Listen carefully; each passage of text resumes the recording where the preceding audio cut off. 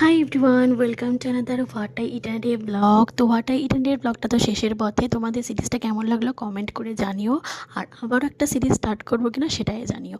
তো সকালবেলা খেয়েছি প্রথমে একটা কলা, আর আজকে টিফিনে করেছি স্মুদিটা আমি খুবই সিম্পলভাবে বানানো। 2 কাপ ওটস লাগবে, আর লাগবে 1 কাপ মতন দুধ।